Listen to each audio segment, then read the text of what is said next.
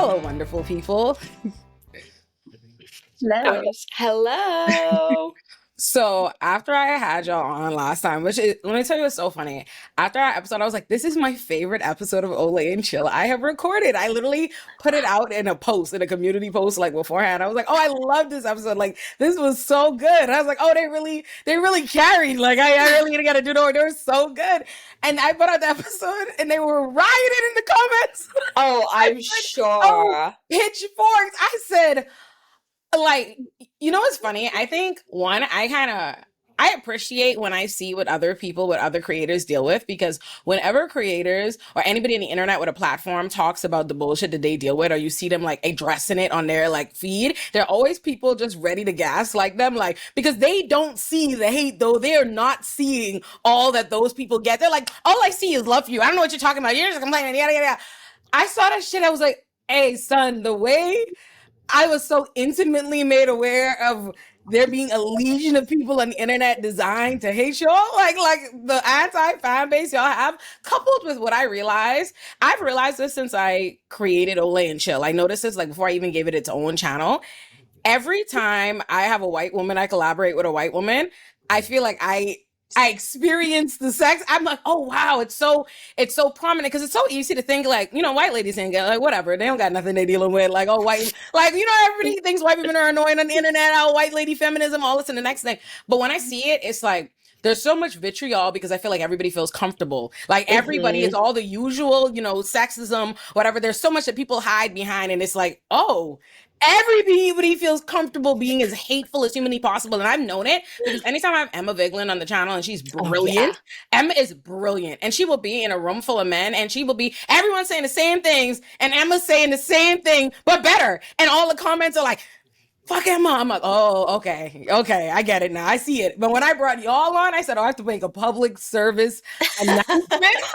I have to literally make a community post like, this won't be tolerated in this community. Y'all have to relax. And I thought it was funny because there was a comment, I promise you, tell me why Perez Hilton was in my comments trying to drag. I swear to God, I've never seen anything like what I've seen. Misogyny on the internet. That man is at the scene of the crime. I was blown away because it was so funny, because he started off the comment like he was somebody. I literally went to it was funny. I was like banning disrespect, and I banned it so fast before I realized, oh shit, that's Perez Hilton. And I was like, do you think I respect you, sir? Like he presented himself like an authority, like, sir. And I'm actually more sure than ever before that I'm on the right side of things. Oh yeah.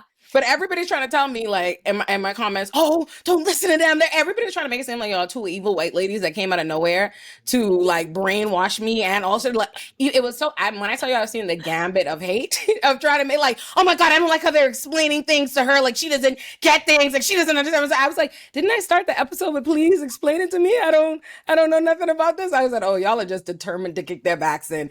And then Justin Baldoni's suit got dismissed, and I said, oh, I gotta bring him back for their victory lap.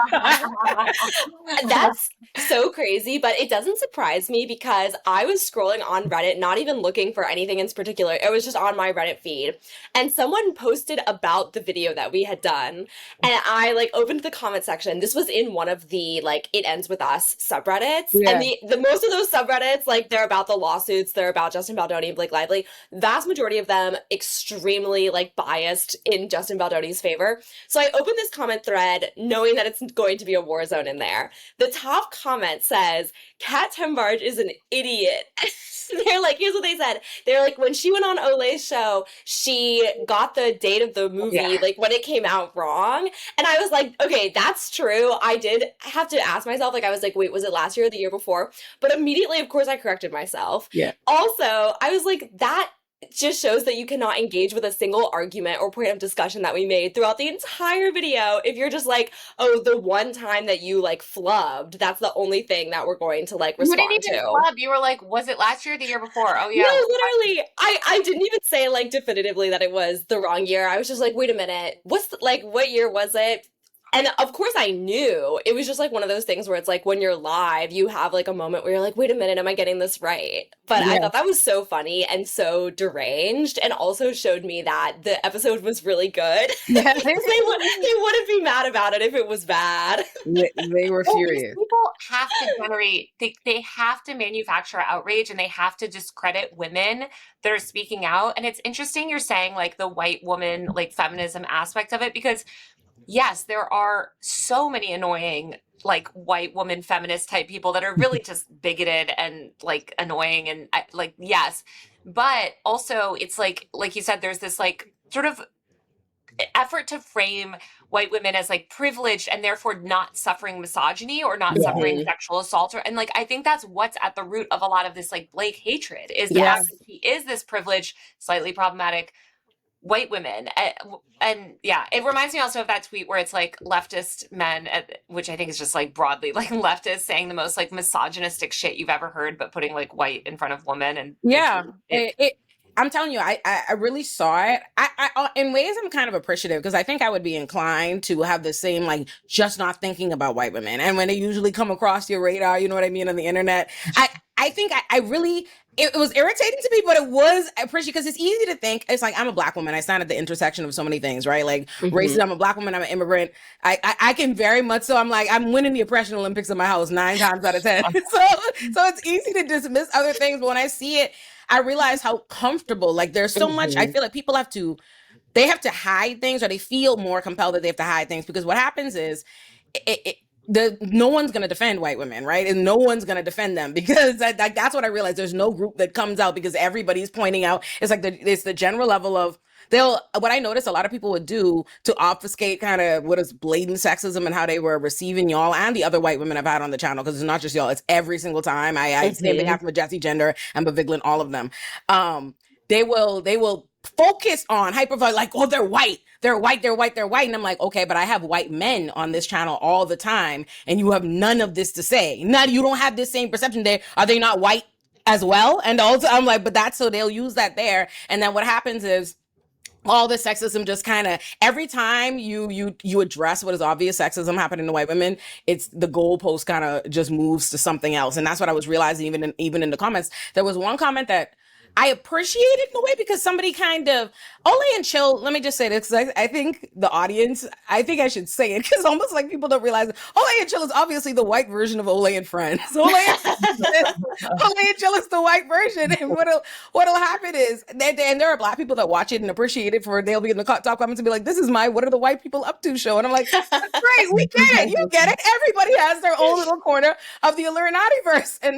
But there were some, like a handful of Black people, like Black women on the last episode. One of them left a comment for me in a community post when I basically made a public service announcement, like, y'all can't treat white women like this on the channel. This is egregious. This is sexism. I see what's happening. It's sexism.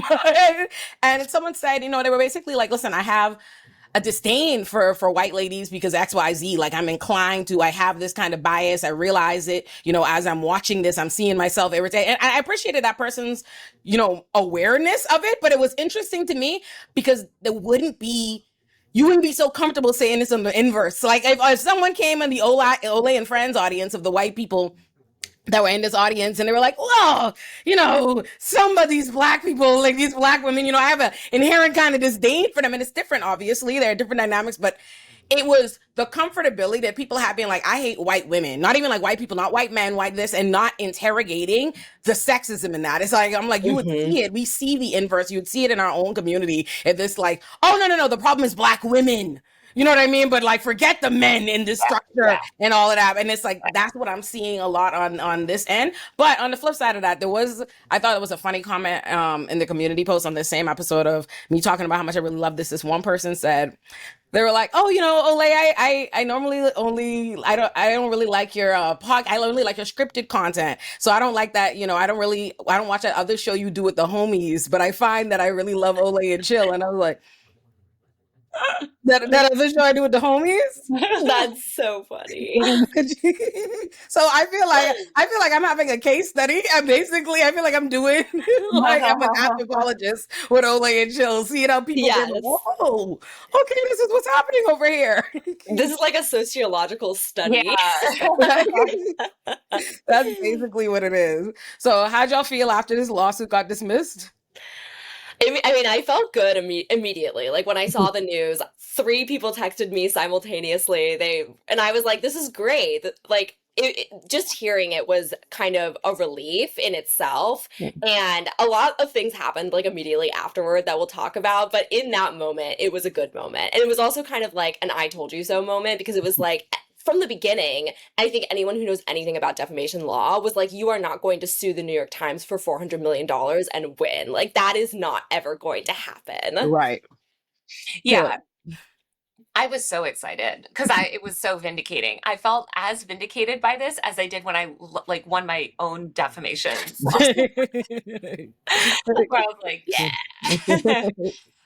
Defamation meaning someone tried to sue me for defamation very unsuccessfully as well. Because the bar for defamation is, I mean, it's high, but it's also, they're trying to dismantle it. But this was always such a bullshit thing. And I mean, we can get into this too, but it's also just a reminder that winning a lawsuit is not the legal, as we saw with Depp Heard, like the legal outcomes of this are kind of irrelevant because the ultimate goal has been achieved. The goal was to destroy Blake Lively's reputation, smear her, and turn mass amounts of the public against her and use it to dismantle Me Too.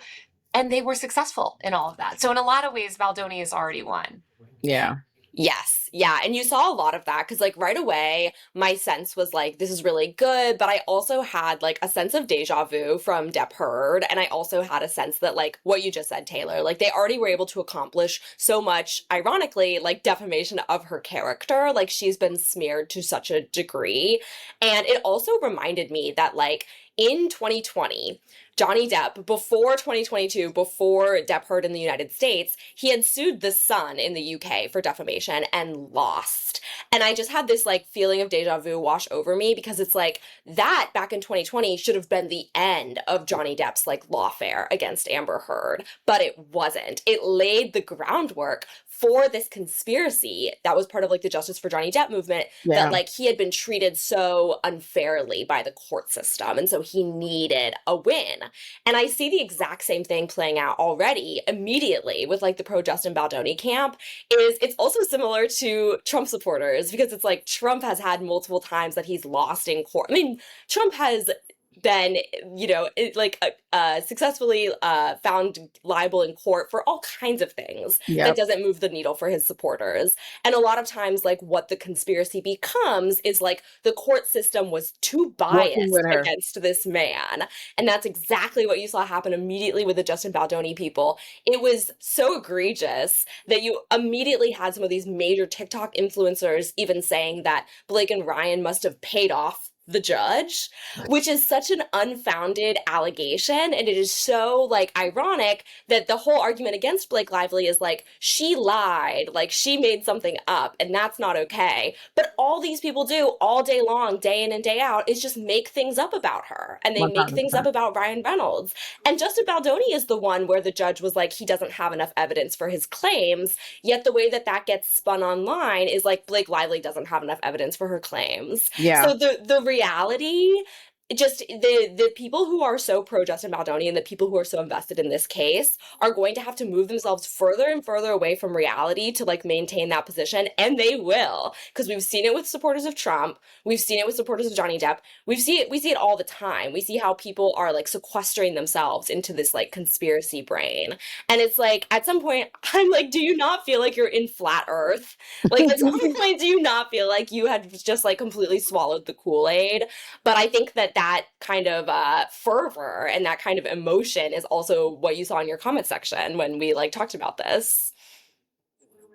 And I think that moves people genuinely, because if you if it feels like every single person, especially the people you expect to usually not be inclined to be on this side of the fence are, it makes you it feels like it lends more credence to it, because that's what I was seeing. I'm reading all these comments, and I'm seeing everyone on it just insistent.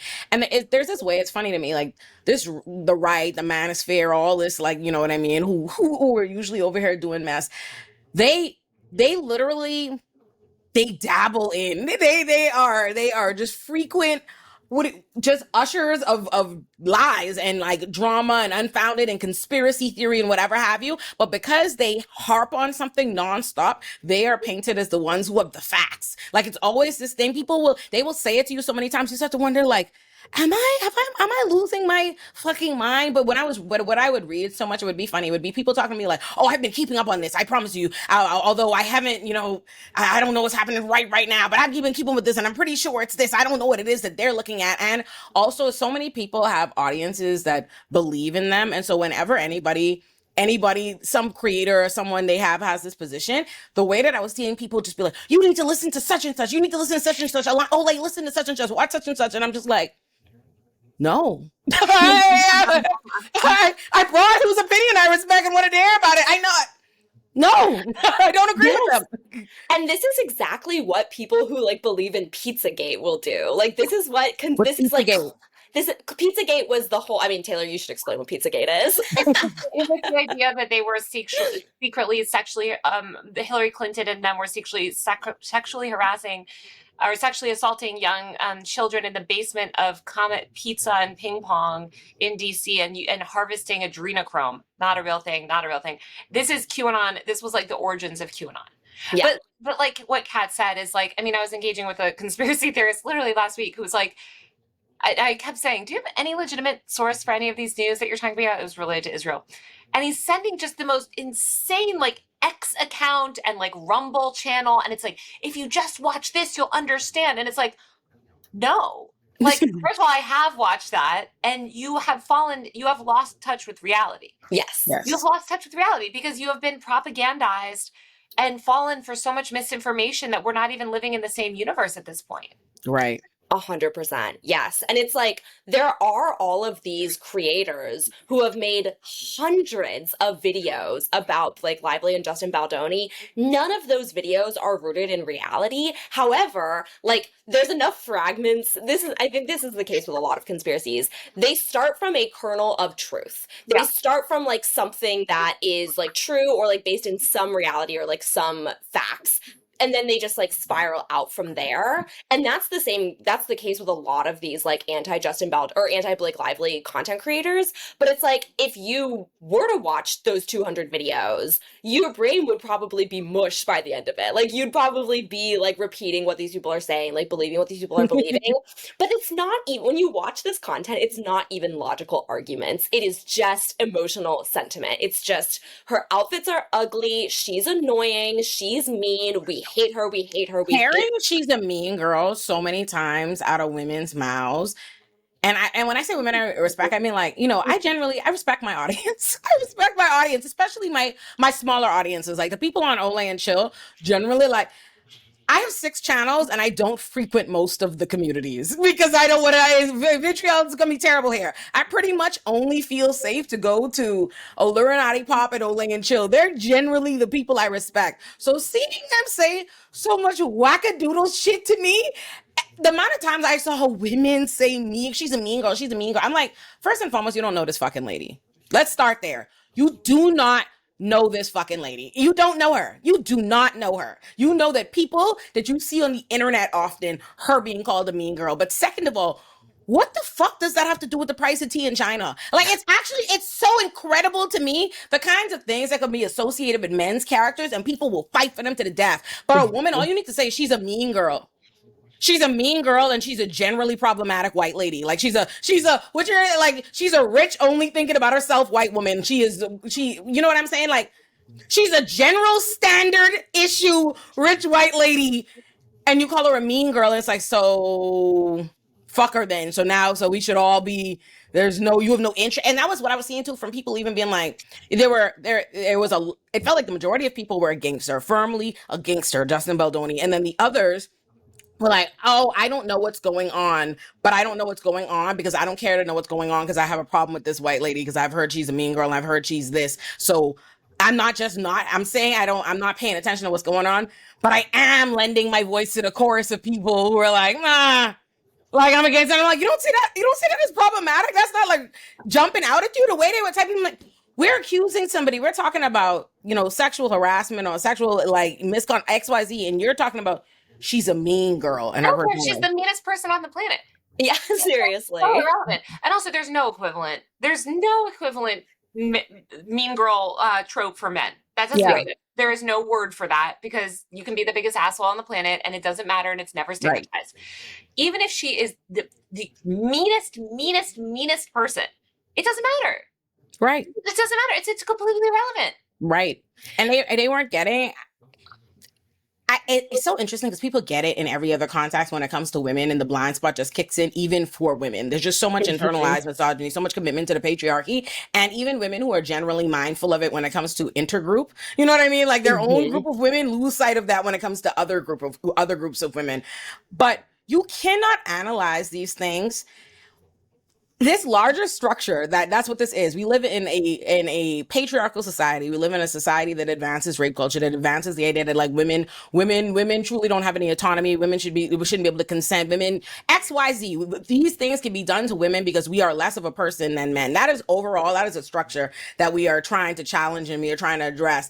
And we can't do that if every single time you think every woman's personality is what's on trial. And that's what happens every fucking time. It's about who did she sleep with? Do I like her? Does she seem like this? Does she blah blah? I'm like, that doesn't have shit to do with anything. That doesn't have shit to do with anything. And if that's the standard, if it can only be it has to be a perfect victim, only a woman everybody likes, then what? And it's funny to me too, because these things, whenever it's time to hate a woman for things, like the bar becomes so much lower. Like they become a so much more hated person than they ever were. And because Blake Lively was not this woman who has been hated her entire career for doing a bunch of horrible things. Blake Lively has a handful of faux pas, but I remember that like my ass with Compton or some shit like that or whatever. Like I got a big ass. She did like the baby got back lyrics or whatever on a caption. It's the plantation wedding.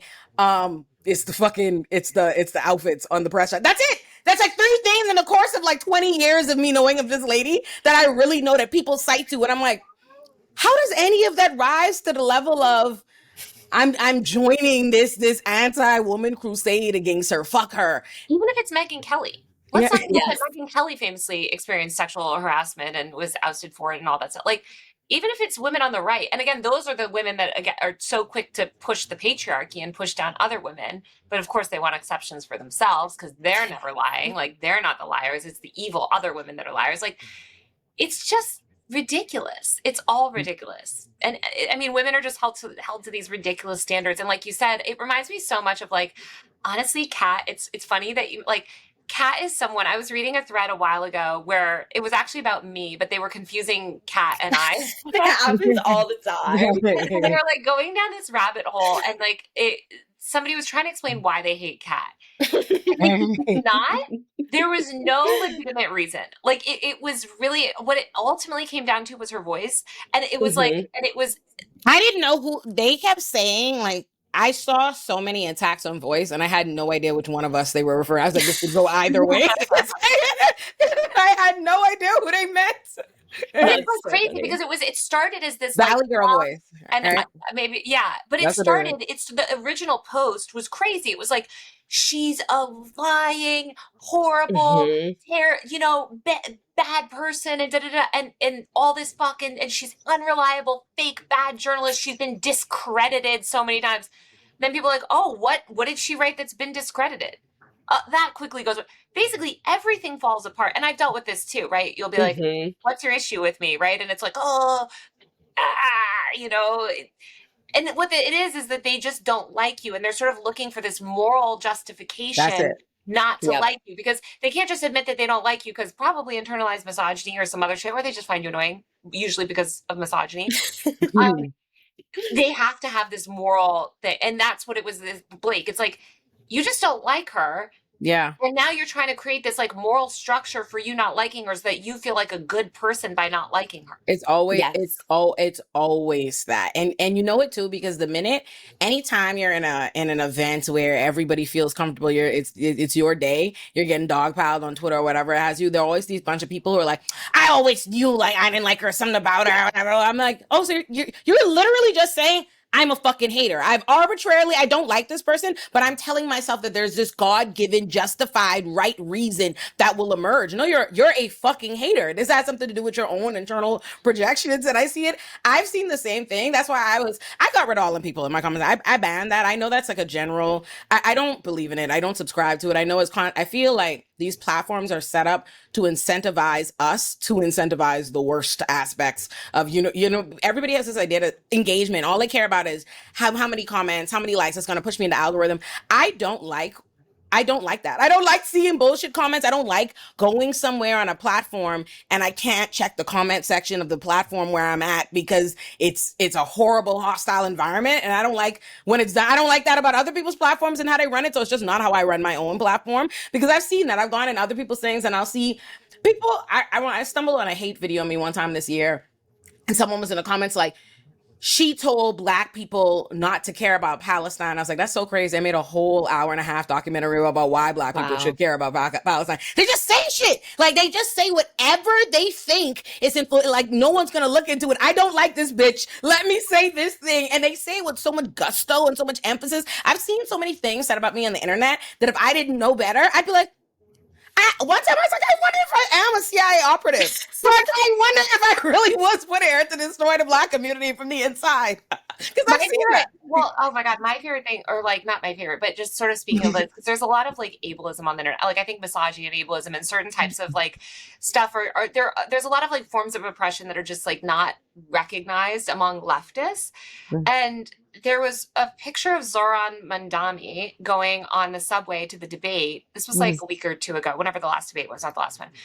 And he's on the subway. By the way, we're in a big COVID surge right now. Okay. And so I tweeted, I said, good luck, King. Love you. You're going to crush it. Or I said, please wear a mask or consider wearing a mask or something. Good luck. You're going to crush it. Basically telling him, stay safe out there. The last thing we need is for you to get fucking COVID on the subway and not be able to destroy Andrew Cuomo. So you're trying to tear this man down, right? These fucking leftists, tens of thousands of tweets. How dare you? How dare you bring up COVID and disabled people should shut the fuck up and die? And it's like, whoa, where is this coming from? And this is a reply to a politician we ostensibly both support, me telling him the equivalent of stay safe out there, like watch out. But it's like, it brings up this vitriol. Anyway, and that was another one where I started, people were doing tweets about me that day. And it was like, that was also another one where they were like, and her best friend is an 18-year-old YouTuber. And I was like, oh, you mean Kat? And that's me. That was when I realized that was how I realized that Kat even had an anti-fan base on the internet. It was so funny because I randomly just be in white people's business for no reason. Like random corners of the internet, right? So I was subscribed to Alexa Nicholas like passively. Oh my God. Yeah. Subscribe to Alexa like passively. And I would say this.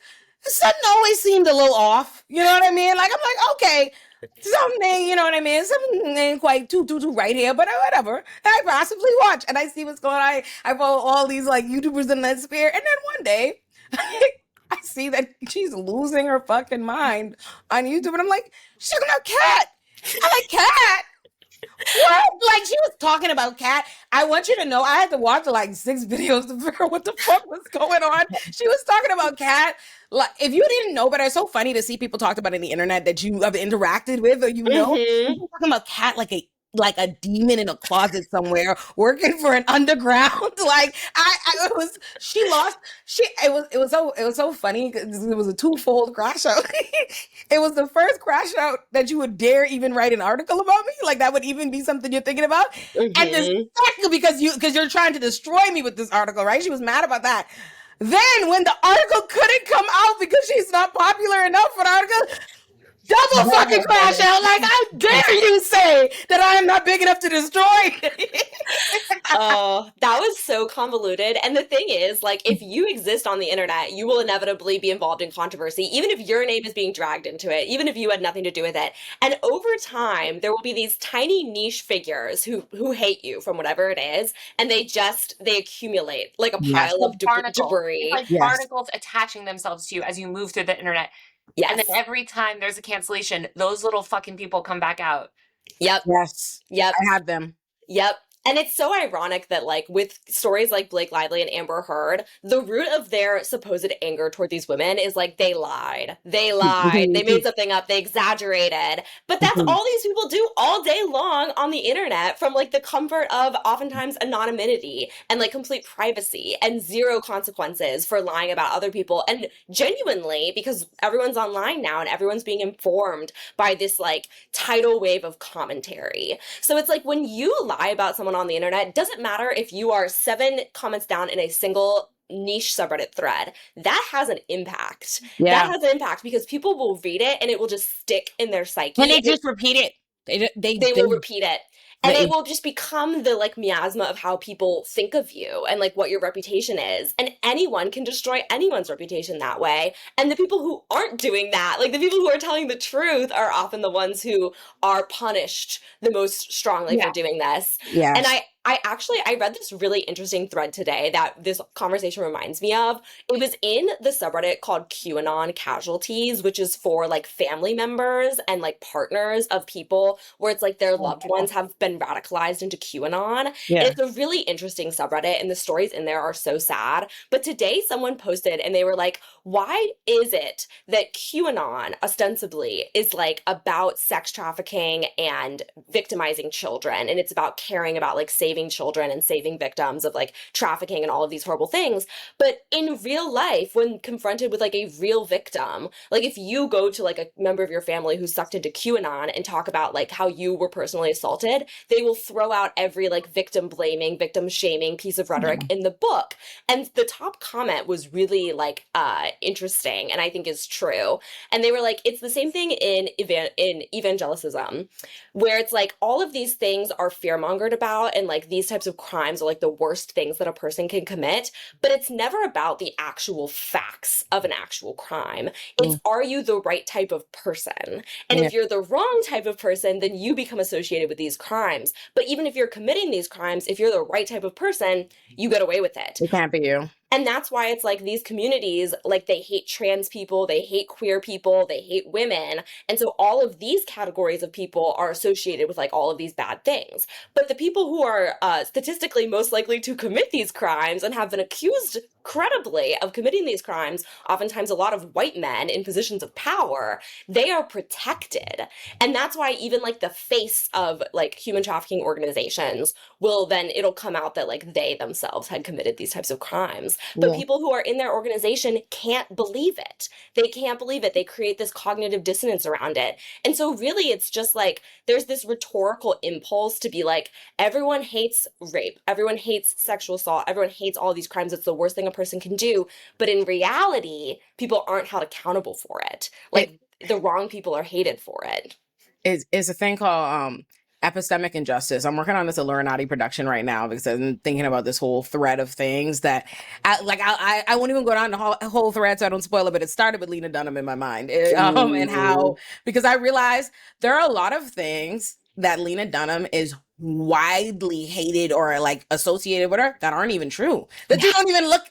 And I myself, as somebody who watches girls, I was thinking about this because I've been thinking about lookism a lot. That's what I'm going to work on my Illuminati production, because I think that has a lot to do with how people like Lena Dunham are received. The fact that people don't even bother to look into what they are being hated on about, I think has a lot to do with like beyond even just what I said, how white women are easy to, go for and no one's going to, question it. But the fact that people don't find her attractive and all these different things.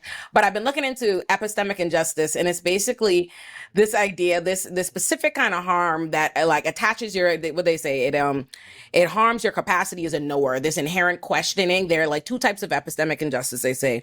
One is testimonial, and that testimonial one is basically that people are inherently will you're a part of these groups that people inherently will not listen to what you are saying. They do not believe you. You will be disbelieved. You will be ignored on that. And I think that pretty much speaks to exactly what it is we're talking about. This kind of epistemic injustice of I'm not listening to shit you have to say. Yeah. Yeah. Yeah. I think that is exactly it. And it's also so frustrating because you see people constantly repeat, like, Blake Lively and Amber Heard are like the real reason that victims don't get justice. Yeah. And that is one of my like top 10 most annoying things that you hear constantly all the time. And I'm like, the reason why people don't get justice is because what happened to Amber Heard and what happened to Blake Lively and is happening concurrently to these women, that's what happens to all victims. Like Yeah. that is just the most common experience that a victim of most types of violent crime Yes. will have in coming forward. And people who are part of the problem think they're part of the solution because they're like, if we can just pinpoint the liars, then the ones who aren't lying will like have an easier time getting justice. As if talking all day long about how women are liars, the most high profile women accusing people of sexual assault are liars, that's going to make it easier. That's why I always ask. I'm like, okay, so making content all day about how high profile women are liars, that have, you know, that's going to make it easier for women? No, of course not. And No. they know that, but again, They like know you said, have this perverse logic of like, oh no, we just need to root out all the liars. Yeah. We I know mean, that statistically there are almost none. yes.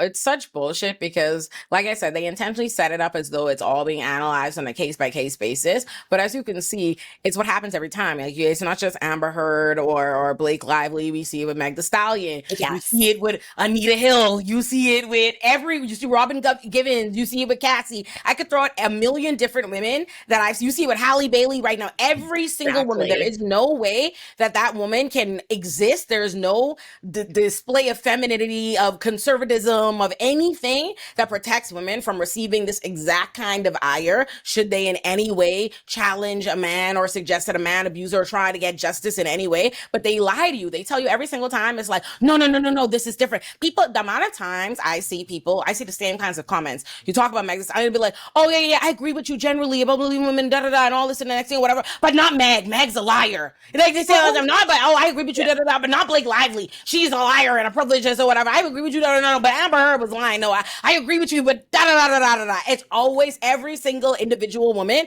Let me find what makes her why she is the problem. Meanwhile, she's standing opposite some man with a fucking laundry list of things, but irrelevant. None of that has anything to do with the price of tea in China. It's about justice for him.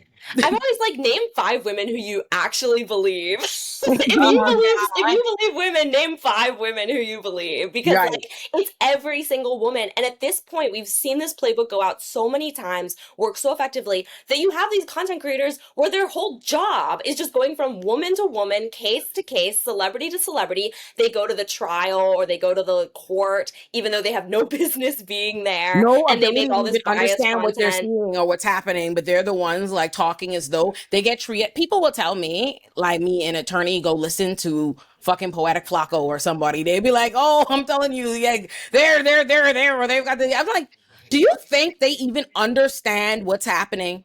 Right. They don't. They don't. They just, because inherently they're like, oh, in the court documents, they say something like that and immediately they're official.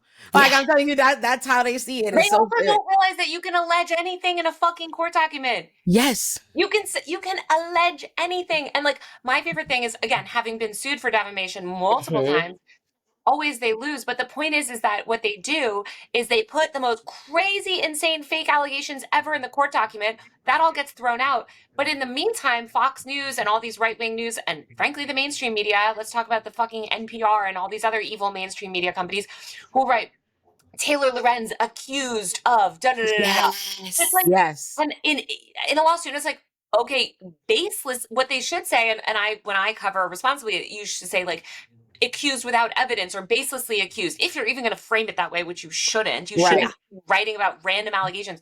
I could say that the moon is flat in a fucking court document. Like, I could say that, I don't know. You can say anything. You can say anything because it hasn't yet been vetted. You just make, and then that's written up as news. And then those links are then used to say like, look, and then when it gets dismissed, my most recent $9 million defamation lawsuit was dismissed. I Not love it. Congratulations. dozens and dozens and dozens of articles. Tucker Carlson did multiple segments. Fox News had every single segment. Fucking all these media reporters were pushing this, CNN media reporter, everything. Guess what? Guess how many people wrote up that it was dismissed and it was all completely thrown out? It was all complete bullshit. 0. That's how it One. is. People will slander you all fucking day by the thousands, and then they're fucking quiet as a church mouse when it. I'm telling you, When it it's all falls so apart. incredible. And none of it, and it's all debunked. And by the way, none of those places are removing their articles. There's not even an article I can link to like debunk so much shit on my Wikipedia because people have just written a fake article and I'm like, well, that's not true. It gets publicly debunked. But there's no journalists. All the media reporters are men. Yeah. Can we just say? Can I just say how impressed I am with the amount of shit that you deal with and that you get, and that you're still on the internet, just actively on everything every day. Genuinely, no, please, I do not fuck with these motherfuckers on Twitter anymore. I do not talk to them. Like, I literally don't fucking talk to them. If I have to post something to Twitter, like, oh, new video or whatever, I posted like my endorsements for the New York City mayoral race or whatever, but I posted that and left. I don't talk to these fucking people. So every time I see you just trucking along when they come out, I feel like every time you speak, people respond. It feels like I see you deal with what when you're in a cancellation run, when it feels like you're in a run of when everybody's just shitting on you. I feel like that's what I see you deal with every time you breathe. And I'm so impressed. And I'm impressed on two fronts. On both of you. I'm impressed with y'all dealing with this shit show, but also for you to not have a YouTube, for you to not be a YouTuber, and this many people show up to hate on you, and you have no idea how impressive that is, because normally shit is siloed by platform. If you're popular on whatever other platform, you're not popular in that, it takes a while before anybody on another platform cares about you. My Twitter popularity didn't make people watch things that I did on YouTube when I showed up on someone's interview or their podcast or whatever. The fact that you have no YouTube account, and you coming on a thing like no budget promo, regular episode, they're like, I'm fucking here. I hate this bitch. That's so impressive. Like, I'm like, you're so well known. Thank you. Yeah, I know. You need a YouTube. You do need a YouTube. I am going to make a YouTube. And it's funny because, like, when you search my name on YouTube, the craziest things come up. The craziest things come up because I don't even have a channel. So there's nothing to even, like, separate out, like, the good responses from, like, the hate videos. But rest assured, I will be here. I'll be giving them more reasons to be mad daily. I can't wait. I can't wait. You really need one. I said, oh wow, you would do so well on YouTube. Look how they came. I said, oh, they really hate y'all's fucking guts. That's so impressive. I said, that's a real anti-fan base. Like, they're watching. They do.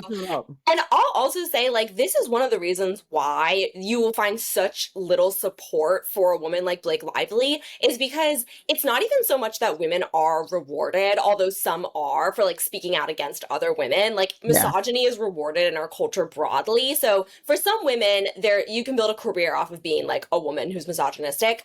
However, it's like, I think the bigger reason why people are afraid to speak out is because they see what happens to women who do speak out. Like, you are punished immediately and viciously and forever. Like, people want to get you in line. They come and get you. It feels like I've been on this like so many times at this point. Like, I know how it is. The first line is to like give you the benefit. And they were like, hey, they're misleading you. And then they're misleading. They give you one opportunity to switch sides to fuck that lady. Like, it gave me like that last episode. They were like, Olay, these evil white bitches are lying to you. But this time they're gonna be like, I see you one of them. I see what you are. Like, now they're gonna turn on you in the comments. That's how it operates. It's funny because people take these people making hundreds of videos to shit on the woman as proof of how much they believe it, or proof of how true it is. But all it is that's what makes money. People don't get it. It's not just covering the topic, it's the position you take too. Like, if I decided to make a video tomorrow, like, as me, I'm telling y'all, Blake Lively is the problem. Brad, I'm making all kind of, that's gonna do numbers. I got me a fire thumbnail and shit on Blake Lively for an hour, I'll make all the money. But if they in any way, you're on their side, oh, I'm not watching that. People, I'm not watching that. I will not click on that shit and give you the opportunity to tell me anything different. Well, they don't want to hear it. And then downranked. And let's not forget also that there's money. Not only would you get the views, let's not forget that the Daily Wire was boosting videos, anti Amber Heard videos. You had right wing media paying to promote this anti woman content, and you have advertisers that want to back anti women content. When you are against that and you are a feminist openly Mhm. on YouTube or like any of these platforms, not only do advertisers not want to work with you because you're seen as too political, Yeah. because you're challenging the patriarchy instead Yep. of enforcing the patriarchy or sexism, racism, whatever. But yeah, you're not getting, no one's paying to boost your Yeah. fucking feminist YouTube videos. Oh, Absolutely not. Like, 1000%. Platform Yes. and the platform itself will quietly pay you less. Like YouTube, yeah, it's of so course, funny yeah. looking at which videos YouTube decides to pay at what rates. But like I feel unintentionally so much of my content this year has ended up being on like rape culture, in some aspect of rape culture, and the patriarchy and how that functions, and abuse. Unintentionally, I don't know when I've said it to Aaron. I said I don't know how that became our theme of the year, but from my like how man become Aziz Ansari video, like analyzing rape culture there, and my Meg video, all videos that have done really well. But if you see what YouTube decided to pay them, or just flat out demonetized, like and so it's interesting to me when you I find people will not accuse these people of doing it for money or X, Y, Z, but when you come and defend or whatever, then they'll say, oh, they'll do anything for for a check or whatever. And I'm like, when I'm obviously not making, as you see the numbers on this versus X, Y, Z, or look, but they just come up with whatever convenient narrative fits the agenda. Yes. There's so many parallels between like how these cases play out and just general like conservative politics, because it's the same thing where every accusation is a confession. When they accuse people who support Amber Heard of being paid, nothing could be further from the truth. You lose jobs, you lose friends. Like people unsubscribe from you and never come back. Like it is an unforgivable sin to support a woman who is like in the snares of a hate campaign. Yeah. And it will mark you forever. And it will make you a less profitable, less popular person forever. So like nothing could be further from the truth. Meanwhile, there's multiple different cottage industries built around like defending men who are predatory. And it makes me laugh because there's such a fan base for Justin Baldoni's lawyer, Brian Friedman, who he himself settled a case in college where he and his fraternity brothers were accused of assaulting an underage girl. And he settled that case. So that's him on a personal level. On a professional level, he has made a whole career out of defending people who have been accused of doing horrible things and people who do very controversial things. And his whole like tactics, his strategy, he puts stuff that's not true in the court documents because he knows that the Daily Mail and 700 TikTokers will pick up on it. Lizzo's case was very like that. Yes. That was a case purely for the media. Yes, and it's like they're very savvy at what they do. After Justin Baldoni's suit was dismissed, I saw all these Justin Baldoni fans being like, please, Brian Friedman, that's his lawyer. They're like, please, Brian Friedman, like, I need you to like come and make this better. Like, please say something, do an interview, release a document, like, tell us what the story is so that we know what we know that our ideology. Our marching orders. Yes, we're waiting for our marching orders. We need to know what your spin is so that we can feel comfortable that like we weren't wrong. And it's just so embarrassing because I'm like, if you're waiting there for a lawyer with this reputation to tell you what to believe, you are so lost. And I don't know how they don't see it. It's like the cognitive dissonance is so extreme. You're waiting for a propagandist to tell you what to think. I think sometimes people have to just admit. I appreciate when people admit their biases. Like I said to that person's comment earlier, like who said, you know what? What you're saying in this community post is what's happening. I, in fact, do have, like, I see it. I had this name for this, but I've been picking it up. I appreciate that because at least we could go somewhere. I hate the act, and I just feel like this is what happens on the large scale. Like you're just constantly being gaslit in mass, where people pretend to be operating in good faith. They sit in your face screaming shit they don't believe, but they don't. They what it is people will ask you, and actually is this what these people do? They know what their position is, and they're like, what article? What can you give me? What thing can you link? What can I whatever to advance this position? They don't give a fuck. And I wish they would just say, I just fucking hate women. I hate women, and I want a structure in place where we can do whatever the fuck. You should not be able to challenge men because men can be able to do whatever the fuck we want and say that. So we at least know that's what's going on there. And I don't have to sit here and engage with all this foolishness. I wish people would just say, hey, yeah, maybe something happened there or whatever, but I really don't like rich white women or whatever, so fuck her. Her husband's rich, fuck him. But they want to seem like they're good leftists. And this is the Exactly. problem with these like liberals and leftists, and same thing with ableism, right? Yeah. You can't just admit that you're not willing to wear a mask because you don't fucking care if you breathe COVID out into the public air and people die. You Right. don't care. You actually don't want to say, hey, I actually don't give a shit if I kill the workers around me at CVS with COVID or some other fucking communicable disease. I don't care about them. No, Right. because now you've built this whole fucking identity as a leftist about, or same thing with women, right? Like, you don't want to just say that's any sort of like oppression, but I do think that like with women and ableism and certain things, there's like, because they built their personality as being a leftist. So there's like, Yeah. oh no, I'm good, or a liberal. I'm actually good. They I'm always have to feminist. find some neutral, some different, something else And there somewhere. are like the like liberal white women are also like some of the most fucking problematic in this way, because Yeah. they do, and like they are the ones leading a lot of these Reddit campaigns, right? Yes. It is like somewhat privileged white women that are like, they've built this whole thing of like, I'm a good person. And so that's why it's good of me to be participating in this misogynistic Because it lends it more credibility. There's this Yeah. thing in Derek Bell's book, Faces at the Bottom of the Well. He talks about this thing called rules of racial standing in relation to Black people. But he talks about, it's called legitimization of having a Black person, of basically the token Black person, right? The Uncle Tom or whatever have you. This Black person that is willing to speak against the group. It's treated as, oh, well, they're Black and they said they agree with me on this racist thing, whatever. So it's not that. And so that's exactly who they need. They need it to be these like these white women liberals being the ones leading it. Because then it's like, no. They're them. That's her demographic. That's her group. If they're saying that, obviously it's extra true because they would be on her side, right? You get it. You remember. That's what it is. Yes. It's so like frustrating, and it's like the men who benefit from these types of campaigns, it's every man benefits from these types of campaigns. Even men who are genuinely good people still benefit from the existence of men who aren't, because they look even better in comparison. Right. It creates this whole like bare minimum standard that men are so easily able to succeed within, regardless of their political leanings, regardless of who they are as people.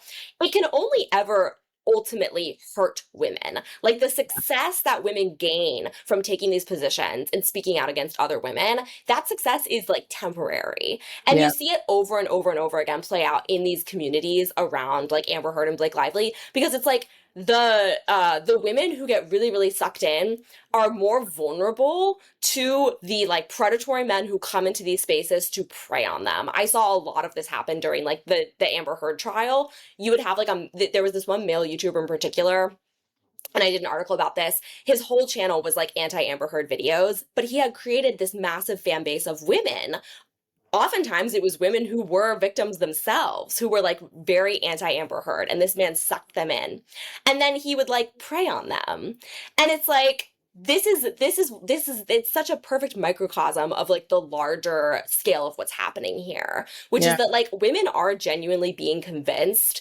100% I believe that these women think that Blake Lively is a liar. I believe that they think that she is not a victim, and that like it's better for them as women to say and believe that. I think that there has been this sort of like brainwashing effect within these communities, and it's just it's sad because it's like it hurts all women in the long run, and it even hurts you as an individual in the long run. Now that it's been 3 years since Depp Heard, there have been multiple women who were like very anti-Amber who later came forward with their own allegations, who received the exact same treatment that Amber Heard did. And I don't even think they realize. I don't even think they necessarily make the connection. No, they think if we just went harder on Amber Heard and called out more of these liars, I would be seen as the good one. And the reason I'm not seen as the good one is because there's liars. It's like, no, you're not being seen as a good one because of this system that you are helping to uphold. Yeah, they don't see it.